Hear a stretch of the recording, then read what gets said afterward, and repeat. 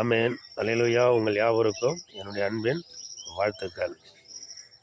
பாருங்க, நம்மளுடைய நிலங்களில் விதையை விதைப்பதற்கு நெல் தானியங்களை களத்தில் அடித்து அதை எடுத்து நன்றாக காய வைத்து நல்ல முதிர்ந்த நெல் விதைகளை சகல விதமான உளுந்தாக இருந்தாலும் சரி, அது கோதுமையாக இருந்தாலும் சரி, அல்லது எள்ளாக இருந்தாலும் சரி, கடலை பருப்பாக இருந்தாலும் சரி, எல்லாவற்றையும் என்ன பண்ணுவாங்க, நல்ல முதிர்ச்சியாக அதை காய வைத்து அதை எடுத்து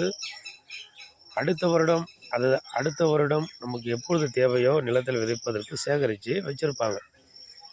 அதை கோட்டைன்னு சொல்லுவாங்க, பத்தாயின்னு சொல்லுவாங்க, குதிர்னு சொல்லுவாங்க, மண்பானை, இப்படி பல விதமாக என்ன பண்ணுவாங்க, அந்த நெல் விதைகளை நன்றாக பழுத்து நிலத்தில் நன்றாக பழுத்து நன்றாக அதை அறுத்து அடித்து அதை காய வைத்து நன்றாக தூற்றி சுத்தப்படுத்தி அதை அழகாக என்ன பண்ணுவாங்க, தங்க காசு போல் இருக்கும் அந்த நெல் விதைகள், அதை சேகரித்து வச்சுருப்பாங்க.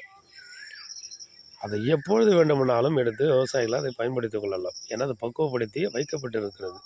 எப்பொழுது நிலத்தில் விதைக்க வேண்டுமோ அதற்கு ஆயத்தமாக இருக்கும் அந்த விதைகள்லாம். அதுவே ஆயத்தம் இல்லாமல் பாதி விதை நன்றாக முதிர்ச்சி இல்லாத பால் கட்டில் இருக்கும்போது, இல்லை நெல்லாக இருக்கும்போது அதை அறுவடை செஞ்சு சேர்த்து வச்சுருந்தாலும் அது பூச்சி பிடிச்சி அது கெட்டு போயிடும். அது நல்லா இருக்காது, விதைக்கவும் முடியாது. எல்லாம் கற்கமாயிடும், அது சேதமாயிடும்.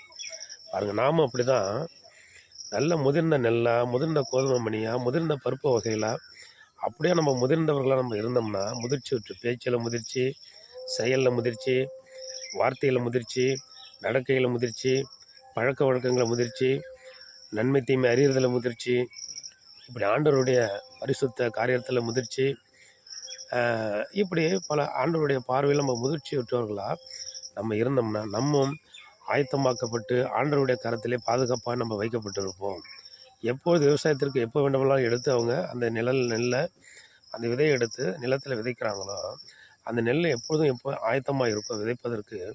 அதே போல் நாமும் தேவனுடைய கரத்தில் முதிர்ச்சியோடு நம்ம இருந்தோம்னா அவனுடைய கரத்தில் இருப்போம். எப்பொழுது வேண்டுமானாலும் ஆண்டவருடைய வருகையில் அவன் நம்மை எடுத்துக்கொள்ளுவார்.